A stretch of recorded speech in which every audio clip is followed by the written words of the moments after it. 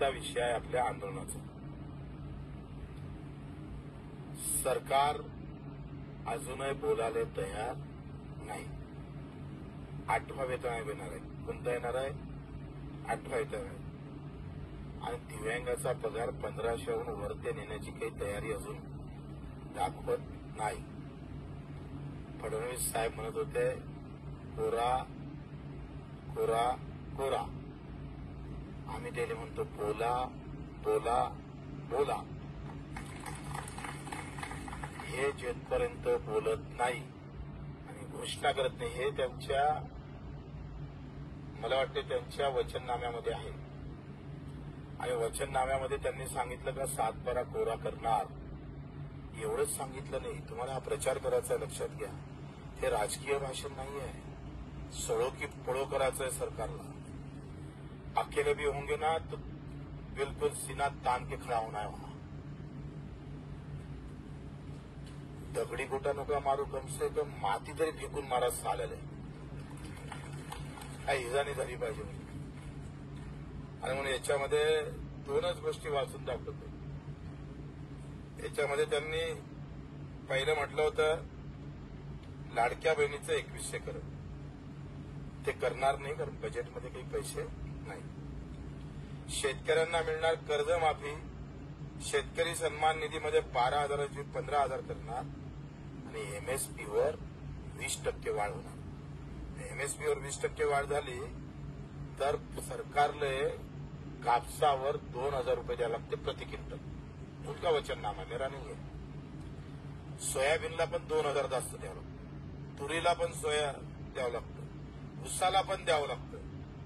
आणि नंतर म्हटलं आहे का हे जीएसटी जे आहे, जे सोयाबीन खरेदी करताना लावल्या गेली ते परत भेटणार. आणि सोयाबीन उत्पादक शेतकऱ्याला 6,000 रुपये.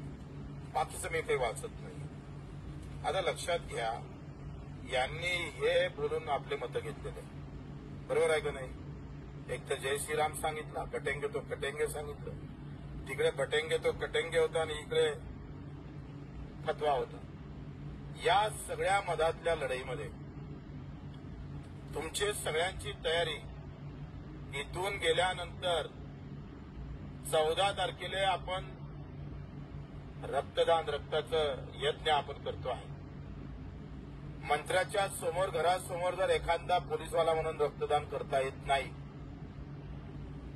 रक्तदान करायला मंत्र्याच्या परवानगीची गरज नाही. 14 तारखेला धर्मवीर संभाजी महाराजांची जयंती आहे आणि तुमच्या विभागामध्ये 4 मंत्री आहेत. 4ही मंत्र्याच्या घरासमोर उद्या परवा मिटिंग घेऊन आपण अतिशय व्यवस्थित आंदोलन घेऊन जातोय. पहिले उपोषण केलं, नंतर टेमं दाखवलं, आता रक्तदान करणार आहोत. आणि शेवटचं आंदोलन नागपूरले मुख्यमंत्र्याच्या दारावर किमान 1,00,000 लोक जोडले. उद्या असं म्हणाले पाहिजे की तुम्ही आम्हाला वेळ दिला नाही. आम्ही रक्ताची आहुती द्यायला तयार आहोत, रक्तदान करायला तयार आहोत, रक्ताचा यज्ञ करायला तयार आहोत. कारण तुम्ही जे बोललात त्याचा जर विचार पडत असेल, आम्हाला जर फसवल्या जात असाल तर आम्ही सोडणार नाही. सगळे प्रहार जेव्हा पेटून उठणार तेव्हा सांगतोय नागपूर आणि जेथपर्यंत घोषणा होणार नाही तोपर्यंत सोडायचं नाही. 23 ते 15 जून ते 23 जूनच्या दरम्यान 1 तारीख येणार आहे. आतापासून कामाला लागायचं आहे.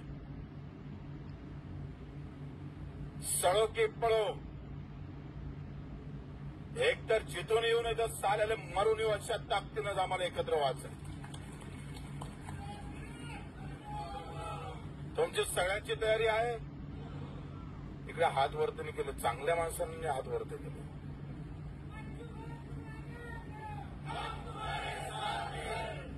तुम्हाला 6,000 रुपये महिना पाहिजे का नाही पाहिजे? कर्जमाफीची गरज आहे का नाही आहे? हे म्हणतात पैसा नाही आहे. आता अजितदादानं बंगला दुरुस्त केला, किमान 1 कोटी लावले. आमदाराचे पगार वाढले, खासदाराचे पगार वाढले. आम्ही सांगितलं पैसा नसेल तर आम्हाला सांगा.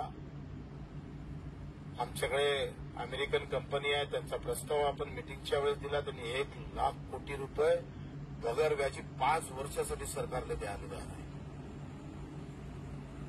पैसा नाही असं सांगायची गरजच नाही आहे.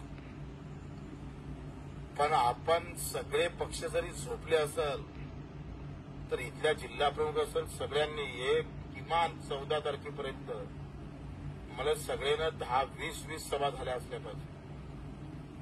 सगळ्या इकडे चेतना निर्माण झाली पाहिजे. आणि आता गाडी पाठवणार नाही कोणी नागपूरसाठी. बगर गाडीचे यायला तयार आहे ना? का गाडीचं डिझेल लागण? गाडी डिझेलही भेटणार नाही, गाडी भेटणार नाही. आणि तुम्हाला आम्हाला सगळ्यांना घरी सांगावं लागेल का आला टाईम तर महिनाभर इथंच थांबावं लागेल. जेवणाची व्यवस्था आमची. पाऊस येऊ काही हो, जसं संभाजीनगरला तुम्ही फानोफान झाले होते. एक द्यावची ही लढाई मी सांगतोय. सरकारला असं वाटत असेल की हमारी सरकार बहुमत से भी ज्यादा आहे आणि केंद्रात आहे राज्यात आहे असं वाटत असेल तर सरकारनं हे लक्षात ठेवा. अजूनही गावागावात प्रहारचा कार्यकर्ता जिवंत आहे. तुमची ताकद आम्ही गुंडाळून ठेवल्याशिवाय राहणार नाही. तुम्ही दिलेला शब्द जर सरकारनं पूर्ण केला नाही तर कसम आम्ही सांगतोय येणारी 26 जून महिना जेवढा पाऊस धोधो पडतो ना तेवढा कार्यकर्ता नागपूरमध्ये जमा होऊन तुमच्यावर बरसल्याशिवाय राहणार नाही मी सांगतोय. मी पूर्ण तयारी करतोय. पुरा महाराष्ट्रात फिरतोय. 3,500 सभा घ्यायच्या आहे.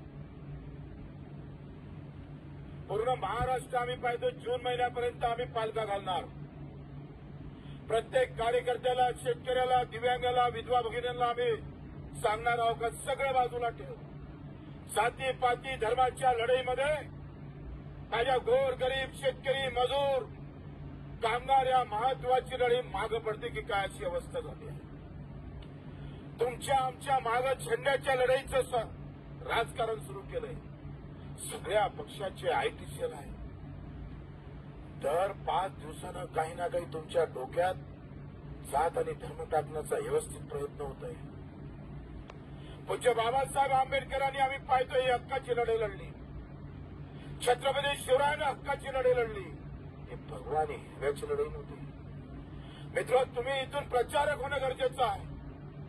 आज जर 4-4, 6-6 महिने माझ्या मायमाऊलीला जर पगार भेटत नसेल, हक्काचे पैसे तिच्या नशिबी येत नसेल तर आम्ही सांगतोय वेळ आमच्या डोक्यात खुंकाट अशी घातली पाहिजे जसा संताजीनं तलवार